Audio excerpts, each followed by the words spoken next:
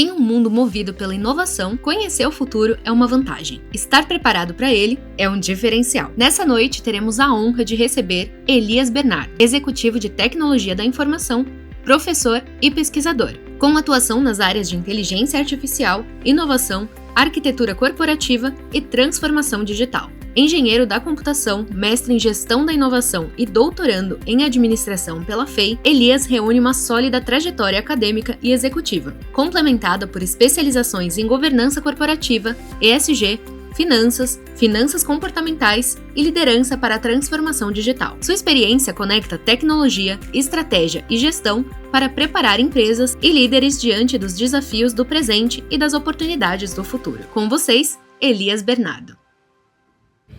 Hoje, um ponto importante que a gente também traz é o fato das empresas estarem muito preocupadas com o uso de inteligência artificial e implementação de soluções. Vou falar um pouco sobre isso, mas também contexto e dados, né?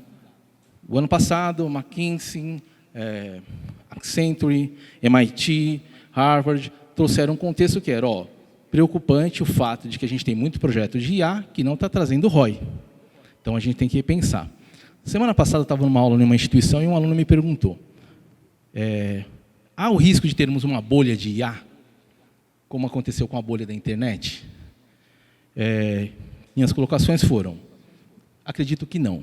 Eu acho que o ponto não na bolha da internet, a gente tinha alguns aspectos de conhecimento, de estrutura, que impactaram na forma como a gente começou a desenvolver coisas sem muita rastreabilidade. Agora, o problema não é tecnologia e não é conhecimento.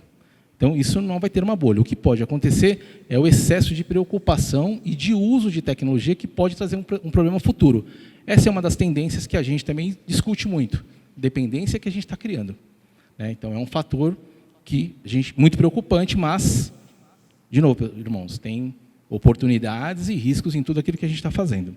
Então, esse é um fator que a gente começa a olhar. Então, ter uma bolha, eu acredito que não. O problema nosso é a velocidade. Eu sempre coloco esse ponto. Nós não estamos tendo a capacidade de absorver toda essa tecnologia que a gente está utilizando. Esse é o grande ponto. Então, se a gente fizer um paralelo com a Revolução Industrial, também teve uma revolução significativa. As pessoas saíram dos campos e vieram para a sociedade. O que era muito manual começou a ser construído de uma forma até mais rápida e em alta escala, só que o tempo de maturação da tecnologia era de 20, 30 anos. Hoje, a gente demora, às vezes, 5 dias para uma determinada tecnologia atingir 100 milhões de pessoas. Então, é muito rápido. Esse é o grande problema que a gente começa a discutir aqui como sociedade. Mas vamos lá. Eu acho que eu desliguei aqui sem querer. Deixa eu ver. Foi. Como é que tudo isso veio acontecendo? E aqui tem uns fatores importantes, né? Não foi do dia para a noite que a gente traz o conceito de evolução da sociedade e o uso de inteligência artificial ou de tecnologias. O conceito de inteligência artificial a gente discute desde 1950. Tá? Mas como é que a sociedade veio se preparando para tudo isso? E é essa tendência que a gente tem que começar a analisar. A gente vem com a era mitológica. E aí um pouco de antropologia acadêmica. Tá? Na era mitológica, qual era o senso ou a forma como a gente estava organizado? Tudo eram deuses. Não choveu, Deus chuva está irritado conosco, vai lá e faz sacrifício. A forma como a sociedade estava organizada. A gente vem evoluindo e aí a gente vai para a era teológica. A era teológica a gente muda de vários deuses para um único Deus. A igreja tem um papel predominante em tudo isso, na religião. E a gente começa a documentar algumas coisas em relação àquilo que está sendo desenvolvido. A igreja define que tudo que acontece é por permissão de Deus, sol está quente, é a vontade de Deus, caiu uma maçã na minha cabeça, é a vontade de Deus, só que a gente vai para um outro contexto, onde a sociedade começa a questionar tudo isso. A gente entra na era científica. Por que a maçã caiu na minha cabeça? Tem uma razão de ser isso. A gente começa a questionar a forma como a sociedade está organizada e como os eventos ocorrem. Isso é muito bom em alguns aspectos, porque por conta disso, a gente tem uma série de invenções que acontecem no mundo nessa época. A partir do momento que a gente começa a questionar, a gente começa a documentar também. Então, a gente começa a ter bibliotecas, escrita. Tudo isso começa a virar base de dados, que na era tecnológica, a gente começa a utilizar essa base de dados com mais conhecimento. Ou seja, estou mais conectado, eu tenho informação de uma forma muito mais estruturada. A partir do momento que eu começo a utilizar melhor essas informações e estruturar essas bases de dados, eu entro no que a gente está vivenciando hoje, que é a era algoritmo. O que muda na era algoritmo? Eu tenho uma base de dados com muita informação, com muito dado que vai virar informação, essa informação vira conhecimento, e a partir desse momento eu começo a ditar padrões. Pontos importantes. As nossas crenças e valores começam a mudar também. A sociedade começa a se questionar em relação a tudo aquilo que está acontecendo. Então, só para os irmãos terem noção, eu questiono muito mais, eu acredito muito mais no dado e na informação que está sendo efetivamente entregue para mim, do que efetivamente em fenômenos naturais. Porque para tudo há uma explicação. Esse é o contexto que a gente está vivendo agora. Com a era algoritmo, a gente tem bases de dados bem estruturados. Sendo isso verdade, eu consigo ditar padrões e fazer hiperpersonalizações de produtos e serviços que eu começo a entregar para a sociedade. Então, eu conheço o comportamento do Felipe, baseado no comportamento do Felipe, eu vou trazer informações específicas daquilo que ele quer comprar. Um exemplo bem simples, mas que faz muito sentido. Sou da época que, às vezes, ainda o cara entregava lá o jornalzinho de campanha de mercado na porta da nossa casa. Depois virou um WhatsApp. Agora, quando você quer comprar alguma coisa, você recebe direcionado. Felipe, você gosta de informática. Está pesquisando o computador.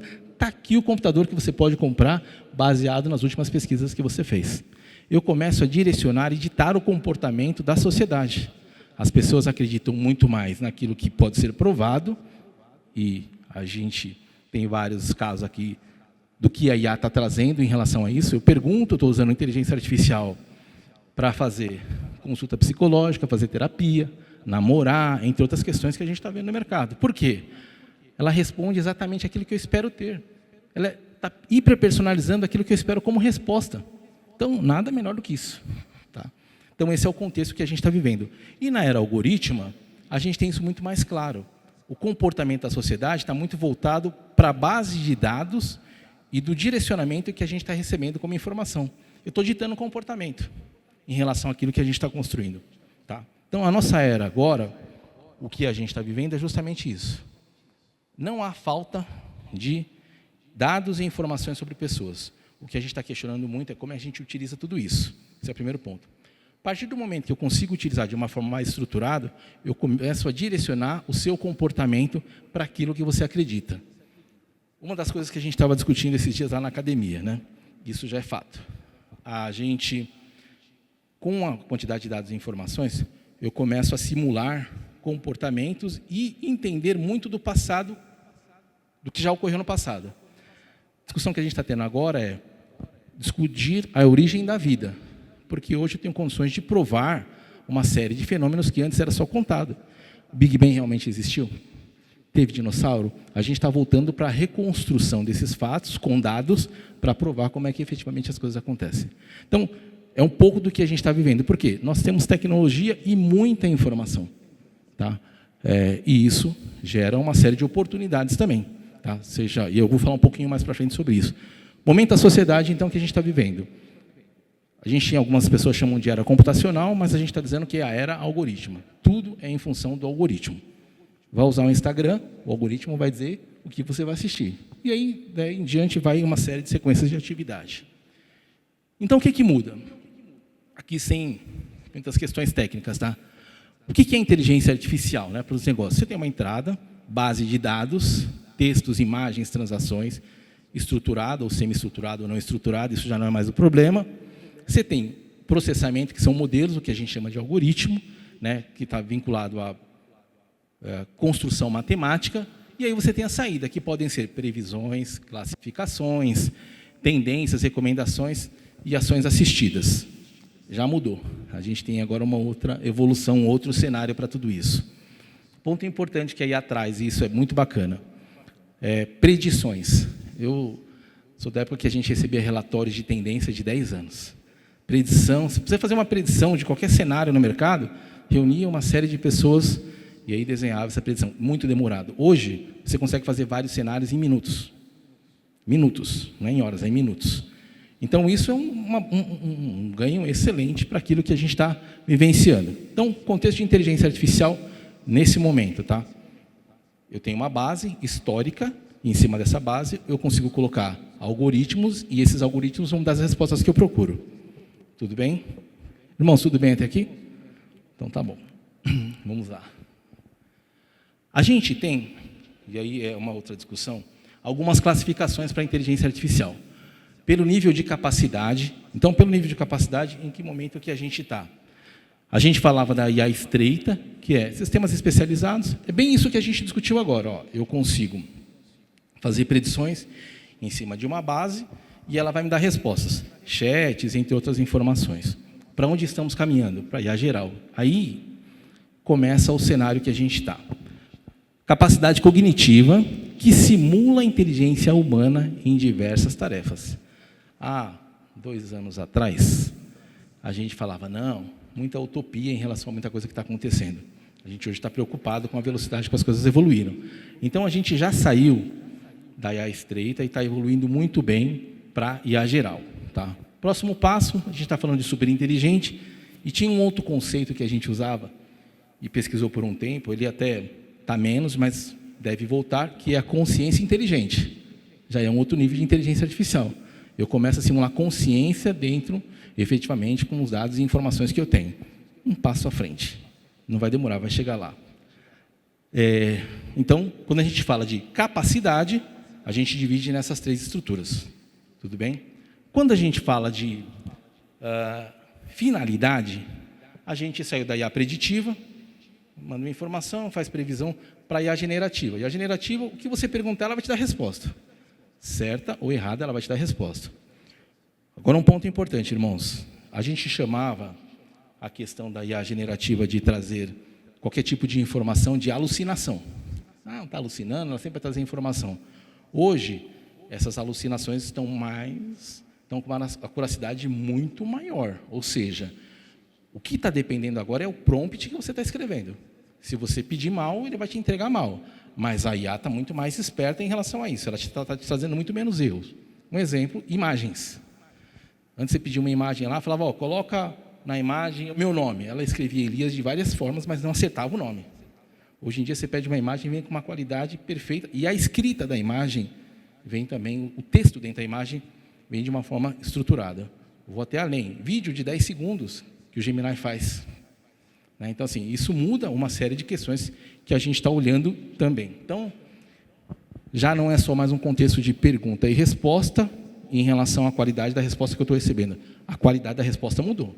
Se eu perguntar certo, vou ter respostas com qualidade. Não é o que a gente fala, se entrar coisa ruim, vai trazer coisa ruim. Então, tudo vai depender daquilo que eu estou perguntando. Até aqui tudo bem? Então, a gente tem esses 2 tipos de classificação para a inteligência artificial. Bom, o que está mudando, né? A gente percebe, irmãos, aqui, o gráfico, que o contexto de utilização de IA está cada vez maior. Então, 88% das empresas já utilizam IA em algum processo dentro das suas estruturas. Não é, isso que eu digo, é um caminho, a gente fala, né, um caminho sem volta. Todo mundo vai usar, aqui é nem a internet. Tá? Mas ainda há espaços. Quando a gente fala da IA generativa, a gente ainda vê que tem oportunidades, mas mesmo assim, 80% das empresas estão utilizando. Isso utilizando só a inteligência artificial. Tem um outro contexto que a gente está trazendo, que é o ano de 2026, quando a gente fala de tendências de IA, a gente traz o cenário que o ano de 2023 é o ano da IA, a gente chama de IA agêntica. Tá? Por quê? Porque é o ano que a gente vai criar muito agente. Todas as empresas vão estar investindo em agente, principalmente grandes corporações.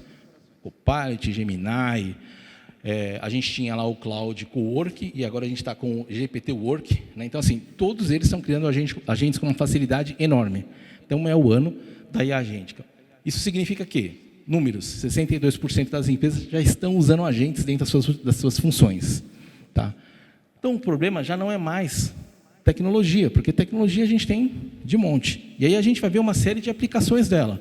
A gente sai do contexto de usar a inteligência artificial somente para fazer perguntas e respostas para uma inteligência artificial que começa a ter ações, porque ela funciona como um agente. Tá? finalzinho de 2024, isso, 24 para 25. Eu dei muito treinamento de IA para as empresas, Gemini, Copilot, porque as empresas estavam buscando com que os colaboradores tivessem um entendimento maior sobre o uso das ferramentas. Só tem um detalhe, isso é usar a ferramenta para perguntas e respostas, né? ChatGPT, algumas já pensavam em criar agentes, mas ainda estava muito embrionário. A empresa deu aquilo como ganho e começou a cobrar dos colaboradores eficiência e produtividade. Agora que você sabe usar IA, você sabe usar ChatGPT, tem que fazer um relatório melhor, tem que ser mais ágil. Mas não era isso. E a gente vai falar um pouco mais sobre isso. Porque o problema, irmãos, a gente sempre fala em 3 pilares: processos, pessoas e ferramentas. A questão de tecnologia e ferramenta não é mais problema. O que está pegando nas empresas? Processos e letramento das pessoas para fazer a melhor utilização. E essa é a grande discussão. Porque, tecnologicamente, a gente vai longe. Tudo bem, irmãos? Estou aqui? Então, tá bom. Impacto no trabalho. O que a gente tem aí? O Fórum Econômico Mundial. O Fórum Econômico Mundial ele lança a cada 2 anos uma pesquisa, um relatório falando sobre tendências de trabalho. O último saiu em janeiro de 2025, vai sair um agora em janeiro, fevereiro de 2027. E ele vem trazendo alguns contextos. A maioria dos eventos que a gente vai, está mudando, tarefas repetitivas deixam de existir, o que é importante. Então, ele traz, realmente, que 59 em cada 100 trabalhadores precisarão se requalificar em relação às funções que eles têm hoje. Dá um contexto e um exemplo. Eu atuo aí num grupo que trabalha com pesquisa e recolocação, e a gente estava discutindo, porque uma boa parte das pessoas que estão ali estão desempregadas, né, e estão procurando emprego. E aí a pergunta foi, e aí como é que a gente faz, como é que a gente contribui para que as pessoas voltem a trabalhar? Eu trouxe a seguinte questão: o problema não é elas voltarem a trabalhar, porque eu saí com uma determinada função. Se eu for procurar emprego, eu não vou achar mais na mesma função. Eu vou ter que colocar outras habilidades, que provavelmente são habilidades que eu não estou tendo tempo de me formar. Então, o modelo de trabalho e a forma como a gente está sendo contratado muda. Saí daqui, eu era gerente do Banco X, cuidava de todos os caixas. Você vai procurar um emprego como gerente de caixas? Não tem mais. Não existe.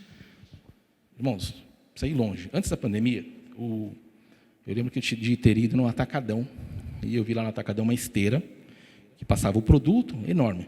Ele lia o código de barras, depois se ela só pagava. Eu falei, isso é interessante, isso vai longe. Mas vamos entender. Pandemia, voltou. O que a gente vê no supermercado hoje? Eram 12 caixas, agora tem 2 para atender os idosos, e aqui não há demérito, para atender os idosos, 8 caixas são automatizadas, e fica um cara lá, quer sacolinha? 17 centavos. E você faz a compra sem precisar da intervenção. Isso no supermercado. E aí não é em regiões mais nobres, é em tudo quanto é lugar. Supermercados de bairro já estão fazendo isso porque ganham em produtividade. Então, são cenários que a gente começa a olhar. Por outro lado, outras habilidades ganham aí alta relevância. Então, pensamento analítico e criativo são coisas que a gente vai discutir. Resiliência e flexibilidade, curiosidade e aprendizagem contínua e liderança e influência. E aí a gente já vai entrar nesse contexto do porquê que essas habilidades são importantes. Bom, outro ponto importante que ele traz nesse relatório. O que vai mudar em relação às atividades? Automação de tarefas repetitivas, Revolução Industrial já fez isso. Então, a gente está no mesmo cenário. O que está mudando? Velocidade, irmãos. Tempo de maturidade e de maturação que a gente está tendo para absorver a tecnologia. Esse é o grande impacto. Análise de dados complexos. Também são rotinas que a gente pode usar IA para fazer. Não precisaria ter. Aprendizado personalizado. Também são coisas que a gente começa a discutir da forma como essas coisas vão começar a ser feitas. Revisão e refinamento de textos. Não precisa mais. E aí, eu lembro quando eu fiz o mestrado que a gente paguei para uma revisora, ver toda escrita. Hoje em dia não precisa mais. Não precisa. Até para escrever e-mail, agora a gente, vamos dizer assim, tem uma certa preguiça cerebral para fazer a escrita. Põe lá, ele vai te trazer o texto bonitinho para o contexto que a gente está falando. Brainstorming de ideias, você pode colocar lá, como eu disse, uma das grandes vantagens é a questão da predição. Você consegue fazer uma série de cenários em relação àquilo que a gente está construindo. E a comunicação intercultural. Pessoal, não tem mais a barreira do idioma. Não tem mais. Você fala com quem você quiser, onde você quiser. Então, parte acadêmica, eu lembro que no mestrado, Minha esposa sofreu bastante, é uma mulher virtuosa, irmãos, tem muita paciência comigo. Mas eu tinha que ler muita coisa, e a maioria dos textos de referência é em inglês, né? Salvo exceção, um ou outro, mas a literatura brasileira melhorou muito, mas a maioria dos textos eram em inglês. E era uma dificuldade, irmãos, porque não dá para fazer uma tese, né? Uma dissertação com 10, 30 artigos, e centenas de artigos você tinha que ficar lendo lá, então dava muito trabalho. Hoje em dia, assim, a gente tem um monte de ferramenta que já traz o fechamento do artigo pronto, você tem já a primeira parte do artigo escrito e você vai fazer o refinamento. Um artigo que demorava 1 ano e meio para a gente escrever, e essas são discussões que a gente tem na academia, hoje em 3 meses o pessoal está entregando. Aqui não, estamos entrando numa questão de metodologia, mas o cara escreve um artigo em 3 meses, muito mais rápido. Isso é válido para outras profissões também. Bom, o que a gente tem então? Lembra que eu comentei com os irmãos, algumas coisas já passaram. O que a gente vê para o futuro? E aí eu vou começar a trazer alguns olhares de como a gente está caminhando. A gente começou com o uso de inteligência artificial lá com chatbots, falava muito de copilot. A gente está falando de agentes, né? Agora as empresas implementando muito agente em 2026, mas a gente está dizendo, agente já foi. A gente está falando agora de multi-agentes e organismos inteligentes. Deixa eu tentar trazer um pouco do que é isso. Agentes vai te ajudar em uma determinada atividade, tarefa, que você vai ganhar velocidade, porque você vai automatizar. Eu não vou entrar no mérito de ferramenta, porque, como eu disse, a próxima palestra vai falar bastante sobre isso. A gente traz um conceito, imagina a seguinte situação. Eu sou o CFO de uma empresa, tá? E eu preciso de um relatório ou de uma determinada visão para levar para o conselho. Atualmente, como é que funciona? Embaixo do CFO eu tenho a área fiscal, alguém que recebe as notas e faz a análise das notas, eu tenho aqui alguém que vai fazer a classificação das notas, depois faz a classificação contábil, o cara da controladoria,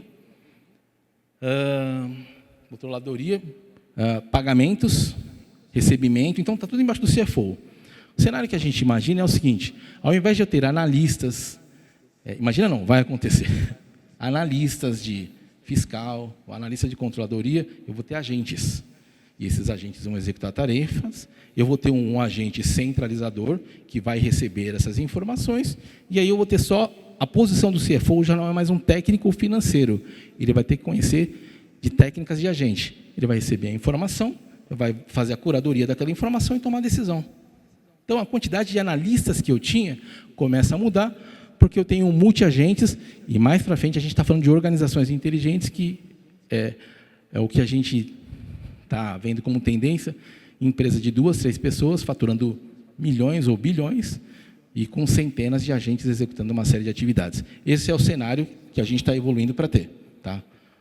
Mas de forma, irmãos, global, não fiquem assustados, tem muita coisa ainda para acontecer, e a gente vai falar um pouco sobre isso ainda. Deixa eu correr um pouco aqui. Tudo bem, irmãos? Então, onde estamos? Número 3. Discussões de empresas. Né? Eu estava no IBMEC semana passada, 3 semanas atrás, isso.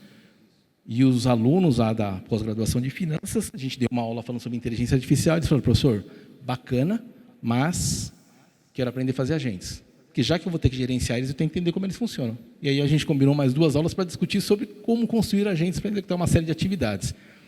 Então, irmãos, uma série de processos que a gente executa hoje serão realmente substituídos, mas há uma série de oportunidades também para a gente poder trabalhar. Deixa eu aqui, por causa do tempo. Então, eu venho aqui para as tendências civilizatórias. Até aqui, irmãos, assim, o que eu quis trazer? A sociedade veio evoluindo, né? Há uma série de crenças. Hoje, quando a gente olha para o cenário da sociedade, as pessoas acreditam muito mais em dados do que efetivamente em divindades, é fato. Né, isso tende a aumentar. A gente veio entendendo até agora que IA veio crescendo, começa com preditiva, generativa, e estamos falando de agentes, multi-agentes e organismos. Né? Então, vai mudar. Cenário que a gente veio falando também, todo mundo vai usar. Não é a minha empresa, o cenário que eu estou, não vai usar mais. O rapaz, e não há demérito da profissão, mas é mais no aspecto da especialização. O eletricista, porque é um trabalho muito específico, dificilmente vai ser substituído. Não é bem verdade, irmãos. Eu vou trazer alguns exemplos aqui que demonstram o quanto a tecnologia está avançada. Mas, de novo, tem um olhar futurista, coisas que estão acontecendo, mas tem espaço e uma lacuna nossa. que a gente tem aí de trabalho ainda. Tudo bem? Então, vamos lá. Eu trouxe só 3 tendências aqui do que a gente discute para o futuro. Uma das coisas que eu pesquiso bastante na academia é o comportamento da sociedade em relação ao uso das tecnologias. Para onde é que a gente está caminhando? E a gente não tem um monte de respostas. Isso é fato. Mas a gente vê que as coisas estão mudando. E alguns aspectos que a gente vê, e eu trouxe essas 3 tendências. Uma delas é a cultura da singularidade, ou seja, IA, biotecnologia e humano, como é que todas essas coisas vão se conectar. A gente tem a questão da espiritualidade digital, porque, como seres humanos, a gente tem uma lacuna espiritual, isso é fato. Como é que isso está sendo preenchido? E tem a questão da hiperpersonalização. O que a gente está fazendo que está hiperpersonalizando a oferta dos serviços? A gente traz muito o conceito, já discutimos, a questão dos dados egocêntricos. Então, os dados que a gente coleta para pegar atividades específicas na execução de uma determinada atividade. Então, passar roupa. Como é que eu vou aprender a passar roupa? Coleto dados egocêntricos. Eu vou filmar a pessoa passando roupa até eu aprender, mando isso para uma vou filmar, mando para uma base de dados, e aí a gente vai coletando e ensinando, os humanoides para depois fazer a execução da atividade, ou a gente tem um processo diferente. Tem um contexto também para esse tipo de situação, que é algumas profissões vão deixar de existir, e a gente começa a documentar elas ou ter histórico dessas profissões, porque se no futuro alguém precisar, sabe como que alguém fazia. Tudo bem? Datilografia. Quem fez curso de datilografia aqui? Devíamos ter filmado. Porque agora a gente fala de datilografia, ninguém sabe o que é. Mas é um caso. Então, assim, a gente vai ter profissões que efetivamente irão sumir. Tá? E aí a gente vai ter histórico para comprovar isso. Bom, vou trazer alguns exemplos aqui.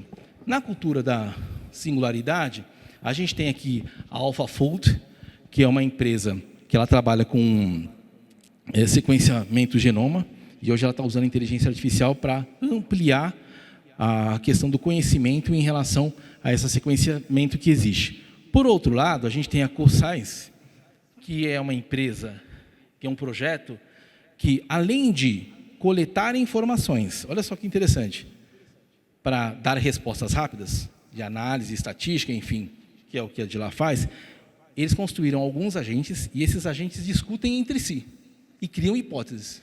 Então, eu vou lá, faço análise, identifico quais são os problemas, trago para um grupo de agentes, assim como estamos numa mesa aqui, vai ter 5 agentes, aí falo, essa hipótese não faz sentido, investiga melhor isso. E ficam discutindo entre eles, para trazer um cenário de evolução. Aí vem um humano e faz a curadoria. Só que com isso a gente ganha uma velocidade imensa para achados científicos. Isso é um benefício. Por outro lado, o cientista também deixa de ter algumas atividades aí. É o que a gente vai vivenciar daqui para frente. Isso na cultura da singularidade. União entre biotecnologia, humano e a capacidade que a gente tem de fazer construções. Quando a gente fala na espiritualidade digital, irmãos, contexto acadêmico, pelo amor de Deus aqui, hein? A gente tem alguns cenários que já começam a ser reais. Tá? Questão de você ter um robô para ministrar ensinamentos budistas, tá? Então isso já é fato. A gente tem a questão do robô católico chamado de santo, que ele também trabalha na questão da... Eu não tenho os termos corretos aqui, mas realizar missas, dar conselho, entre outras questões. E aí a gente tem outros aplicativos que foram desenvolvidos para os muçulmanos orar, e são baixados por milhares de pessoas hoje. Aí tem um outro tema, esse é um pouco polêmico, que são os dead bots, vamos chamar dessa forma, que é a questão de você falar com os mortos. O que acontece aqui? E vem com o contexto da consciência inteligente. Você pega informações do seu ente querido, redes sociais ou documentação, histórico, como ele escreveu, como ele falava, alimenta uma inteligência artificial e você usa o seu relacionamento com essa inteligência artificial para, em tese, matar a saudade desse ente querido que se foi. Isso é uma discussão de justiça até sobre isso. Puxa, absurdo, né? Não, não é. A gente tem uma série, eu não lembro o nome agora, em que tem uma situação em que a pessoa perdeu o companheiro dele, e aí ela criou um mecanismo para trazer a memória desse ente querido e ficar conversando continuamente com ele. Não lembro o nome da série agora. Mas se está lá na TV, irmãos, já começa a traçar uma cultura para as pessoas se familiarizarem com esse tema. Onde é que tudo isso vai levar a gente? Para um cenário muito... Eu chamo interessante porque, como pesquisador, mas assim, deixa a gente um pouco assustado. A questão da eternidade humana. Por quê? Deixa eu voltar aqui.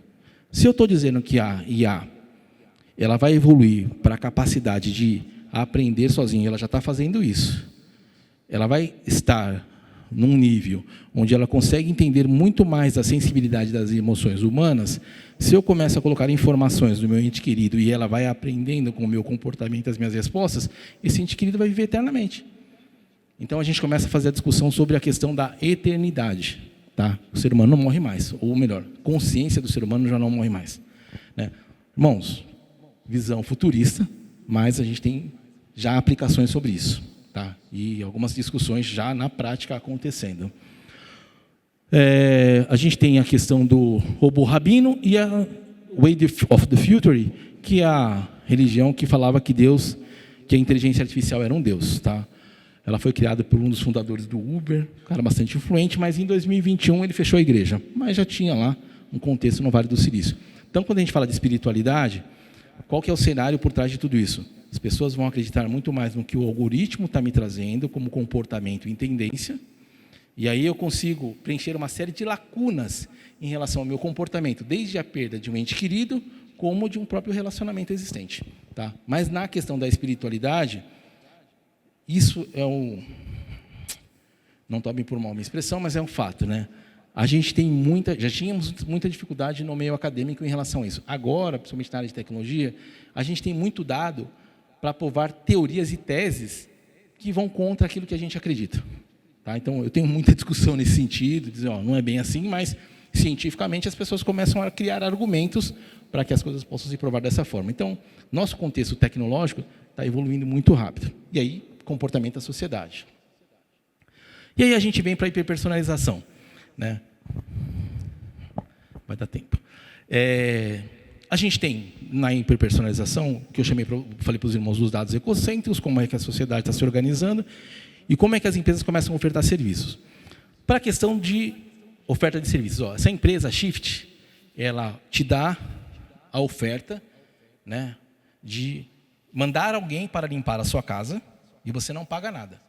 Fantástico. Só tem um detalhe. Toda atividade que ela executa é filmada. Por quê? A partir do momento que ela começa a funcionar o comportamento de uma limpeza dentro de uma casa, eu estou ali, lembra? Base de dados, estou alimentando conhecimento que depois eu vou usar. Futuro, eu não vou precisar contratar alguém que faça a faxina desde que o humanoide consiga evoluir para fazer essa atividade. Estou trazendo o contexto de humanoide porque é uma coisa que a gente já sabe que está acontecendo. A China está investindo horrores nesse aspecto. Então, este é um cenário. Segundo cenário, olha só esse aqui, ó. Deixe nossos humanos cuidarem daqui, né? A Rent Human. O que essa empresa faz? É uma empresa que ela trabalha com inteligência artificial e, ao invés de ela contratar agentes, ela contrata humanos para fazer atividades que a inteligência não consegue fazer ainda. Então, se você precisa de um humano para fazer jardinagem, eu, como inteligência artificial, vou buscar a pessoa para fazer essa atividade para você. E esse é o futuro. E olha, depois os irmãos podem entrar. Faz um tempo que eu tirei, tinha 780 mil pessoas cadastradas para prestar serviços dessa natureza. Muda, tem uma inversão de valores. A Alton, ela está dizendo o seguinte, a gente discute a questão da curadoria humana em relação à execução de atividades. Ela está dizendo, ó, aqui os meus agentes não precisam de curadoria. Eles aprendem e resolvem tudo sozinhos. Não preciso de humanos para a execução das suas atividades. Tá? De novo, irmãos, visão futurista e aquilo que já está sendo aplicado. Tá? São Francisco. Olha, esse aqui eu achei um caso bem interessante também. Eles transformaram uma IA numa gerente de loja. Deram $100 mil para ela e disseram, você vai fazer toda a gestão da loja. Ela fez contratação de pessoas e inteligência artificial. Contratação de pessoas e toda a gestão da loja com uma meta de entrega e de funcionalidade. Nesse caso, a IA agora faz a gestão das pessoas para que elas possam entregar atividades. Isso é prática, já está acontecendo. Tá? Essa loja está funcionando e tem dado resultado. O que a IA não estava fazendo? Algumas questões legais, né? Que aí ela tinha que assinar e, como ela não é humana, não tem poderes para isso. Mas fora essas atividades, ela está fazendo toda a gestão da loja. Tá? Então, são cenários que a gente está vendo de construção. E o último aqui, a questão, ele impacta tanto a hiperpersonalização como o comportamento da sociedade. Irmãos, a China proíbe namorados de IA. É absurdo. Eu estava conferência com o Pondé, e aí ele estava fazendo uma palestra, porque o tema da palestra era sobre felicidade, se IA traz felicidade. E aí ele falou, trouxe um contexto antropológico, filosófico, e falou, mas olha, só para vocês terem noção de como a coisa está, e eu não quero que ninguém se pronuncie, mas quantos aqui já namoram com IA? Eu falei, não, está de brincadeira. E teve um murmurinho lá, tipo, aí eu falei, não, deixa eu dar uma olhada. Recentemente a China lançou aqui, vamos colocar limites. Então, irmãos, assim, a tecnologia, onde estamos e para onde ela caminha. Quando eu digo que nós, como pesquisadores, né, me incluo, acho que eu tenho muito que aprender ainda, mas a gente vê uma tendência muito importante de evolução, porque para a área da saúde, para uma série de questões, tem ajudado bastante. Por outro lado, há cenários que, como sociedade, a gente vai ter que repensar e se organizar melhor. Mas é muito lá na frente. Não. A maioria das tendências e relatórios que a gente está vendo falam até de 2030. 2050 é um ou outro que fala que é a dobra da IA, né? Mas a maioria dos relatórios que a gente fala sobre tendência evolutiva, o que pode acontecer, não são cenários de 10 anos. 2030, irmãos. 3 anos. A gente até 2030 sabe mais ou menos o que pode acontecer. Daí em diante, vamos esperar. É isso. Né? E a gente estava até discutindo, tem alguns eventos que você vai, o cara, não, eu manjo tudo de IA. Cuidado, não é bem verdade.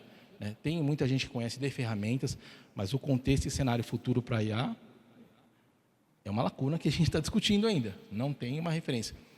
Aqui, irmãos, eu trouxe rapidamente um pouco de contexto, sociedade, para onde vamos e o que já tem para o futuro e o que já está acontecendo. Mas, para o nosso caso, e aí eu vou trazer para o cenário nosso aqui como empresários. Não quero assustar os irmãos, mas ainda tem muita oportunidade para a gente trabalhar. Antes da gente tomar uma decisão do porquê usar IA, é importante a gente mapear o que a gente quer fazer. Acho que é fundamental. Todas as nossas empresas, né, independente do cenário, têm oportunidade para automação e uso de inteligência artificial. Todas têm. Agora, tem que levar em consideração uma série de fatores. Questão tecnológica, irmãos, não é mais problema.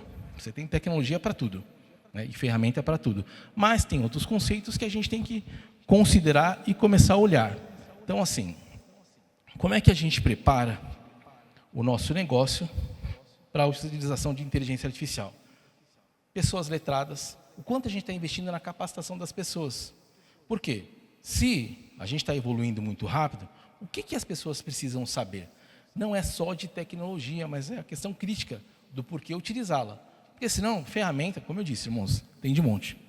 Tá? Então, entender o básico de IA, acho que é fundamental, e a igreja está dando uma baita oportunidade nesse aspecto. Um encontro como esse é fantástico.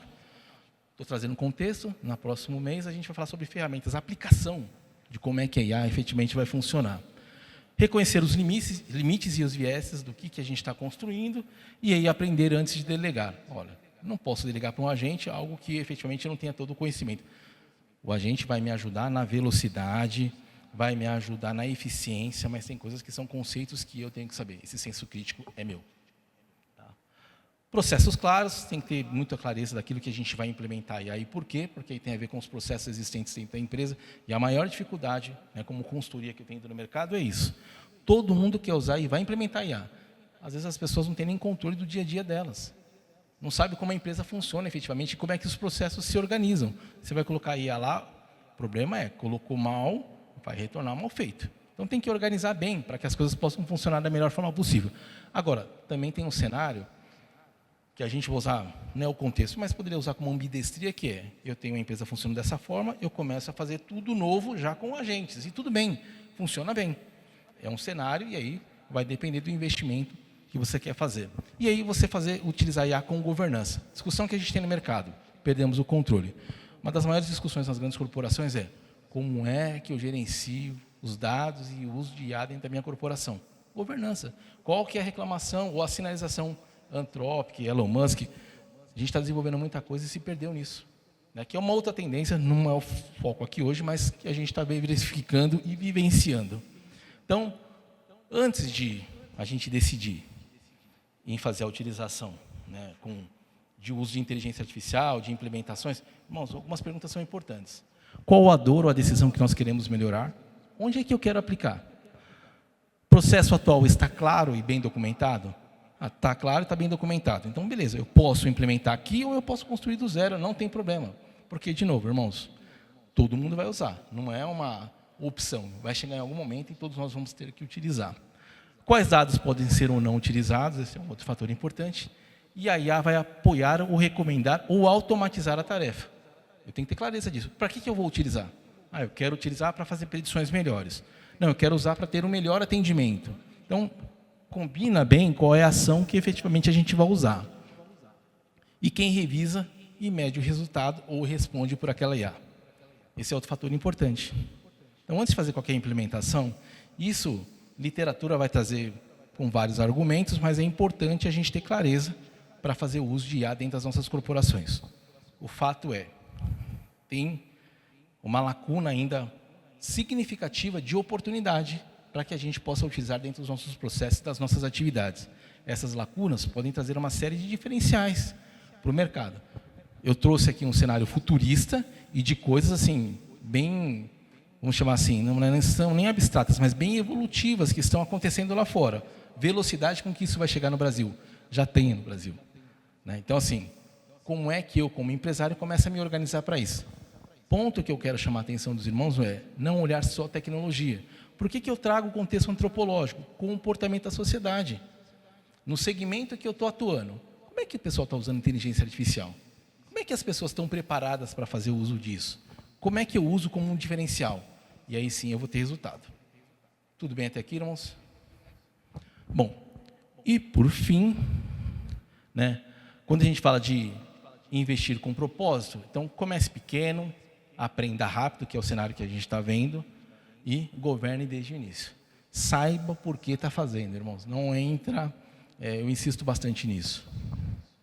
Oportunidade e tecnologia tem de monte. Qual é o cuidado que a gente tem que ter? Para a gente não entrar numa situação que a gente perca o controle. As grandes empresas discutindo porque não tinham um ROI daquilo que elas tinham investido. E não é pouco dinheiro. E não é competência nem capacidade intelectual. Fui no hype do momento, e aí agora eu não estou tendo controle daquilo que está sendo investido. Para nós, como empreendedores, esse é o cuidado que a gente tem que ter também, independente do cenário. Então, as consultorias que eu tenho feito é muito nessa linha, de sentar com a empresa e entender, qual que é o seu nível de conhecimento de inteligência artificial? Como é que sua empresa está estruturada? Deixa eu ver que tecnologia que você está utilizando. Faz sentido implementar? Porque senão você vai gastar uma fortuna e não vai funcionar. Então, a gente tem muita oportunidade e muito espaço ainda para que a gente possa utilizar dentro do nosso dia a dia como empreendedores. Ponto de atenção todos nós vamos utilizar. Isso é fato. E não mais como só um chat de perguntas e respostas. A gente está falando de automação, como eu disse, ChatGPT Work, Cloud Cowork, e as ferramentas estão todas trazendo agora o contexto de automação e controle da sua máquina para que elas possam gerar mais dados e informações e executar tarefas do dia a dia que antes a gente acabava fazendo. Tá? Tudo bem? Bom, eu paro aqui, no aspecto de conteúdo. O grande objetivo, volto aqui, era trazer um contexto de como é que a gente está evoluindo. 40 minutos para esse tema, que é o que a gente se propôs aqui, é para dar um pano de fundo para os irmãos, mas trazer também um cenário de que assim, ainda há muito espaço e oportunidade para nós, desde que a gente respeite algumas métricas que academicamente a gente tem estudado e as áreas de negócio ou empresas também têm observado isso. Não é só implementar por implementar, porque a sociedade está mudando, isso a gente já viu. Agora, como é que a gente começa a ter resultados em relação a isso? Tudo bem? E aí, irmãos, eu queria abrir para perguntas, até para poder trazer algumas informações que talvez eu não abordei aqui e que os irmãos tenham curiosidade. Tá? Fico à vontade. O que eu souber eu respondo, o que eu não souber, a gente pede ajuda para os primos. Três perguntas aí. Temos tempo para as 3 perguntas. Os 3 primeiros serão contemplados. O primeiro está aqui. Robert. Bom, boa noite. Primeiro, parabéns, irmão. É um conteúdo que realmente acho que todos aqui estavam ansiosos e é uma incógnita, para todo mundo que empreende. Mas a minha pergunta ela vai um pouco mais ampla do aspecto global, aspecto de economia, Elias.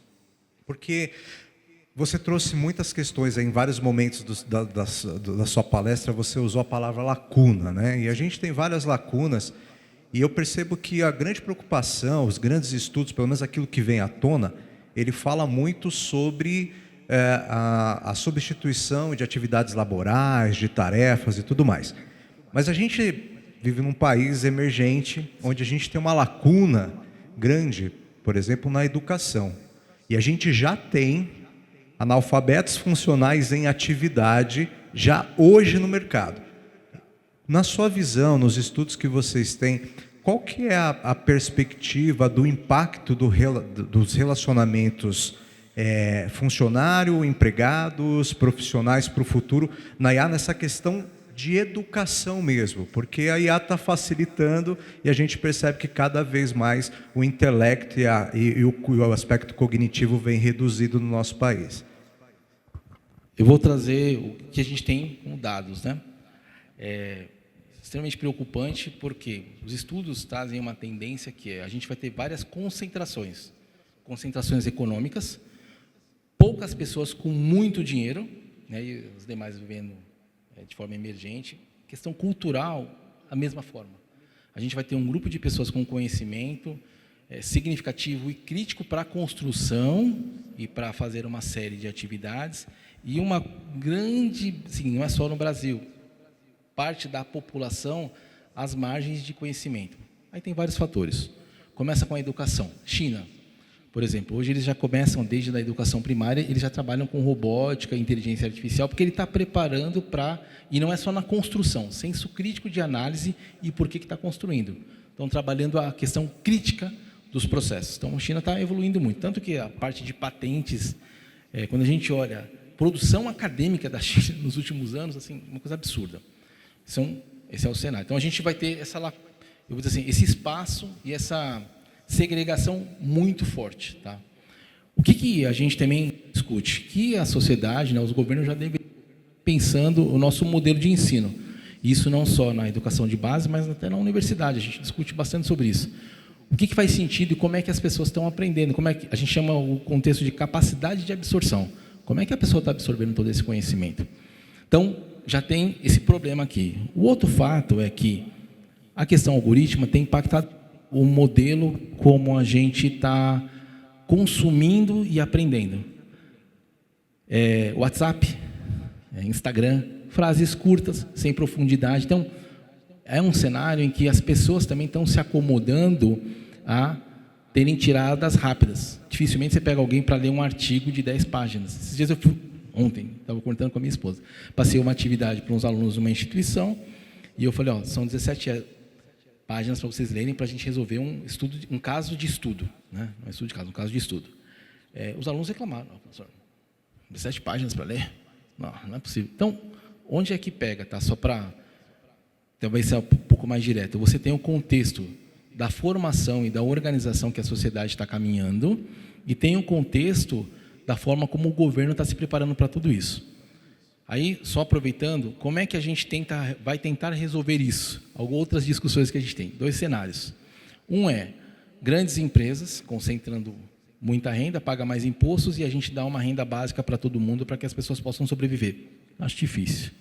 O segundo cenário, acho que é pior ainda.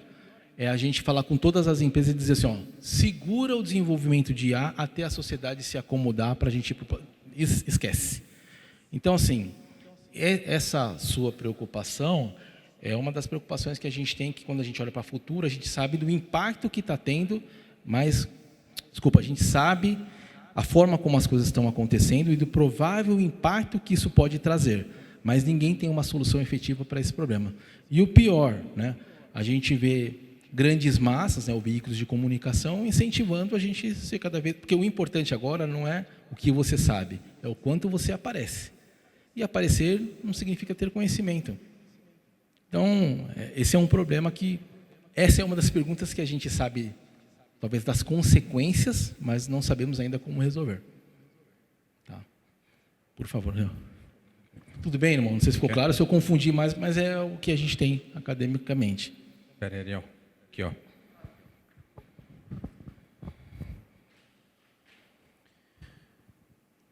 Tudo bem.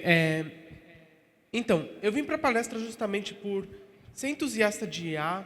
É um assunto que agora eu estou começando a estudar e que eu quero utilizar para o futuro, quero ser especialista em inteligência artificial.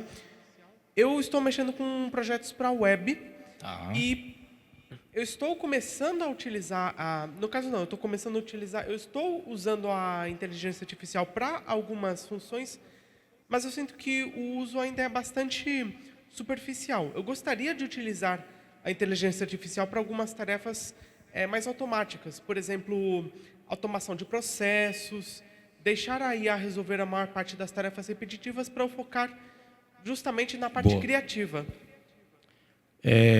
A gente já tem ferramentas e mecanismos para isso. Ler e-mail, agendar reunião, dependendo do processo que você tem, processo de pagamento, de faturamento dentro da sua empresa, a gente já tem ferramentas que podem fazer essas atividades, porque a pergunta do Ariel é muito importante, Ariel, e olha só que interessante. O contexto que a gente veio construindo era usar tecnologia para dar mais tempo para o homem usar as capacidades cognitivas dele. Agora, a pergunta que eu faço para os irmãos, depois que a gente começou a utilizar muita tecnologia, quem é que tem mais tempo para as coisas aqui? Eu, pelo menos, não, parece que o tempo está indo muito mais rápido. Então, a gente não está sabendo como dosar tudo isso. Mas existem muitas ferramentas que podem apoiar e vão ajudar para a gente poder fazer todo esse tipo de automação. E aí, vou fazer uma propaganda aqui do nosso próximo palestrante, porque ele vai falar justamente sobre isso. Tá? E aí, Ariel, venha na próxima, porque aí a gente vai ver na prática essas ferramentas que vão ajudar na construção desses agentes e dessas automações para que a gente possa evoluir.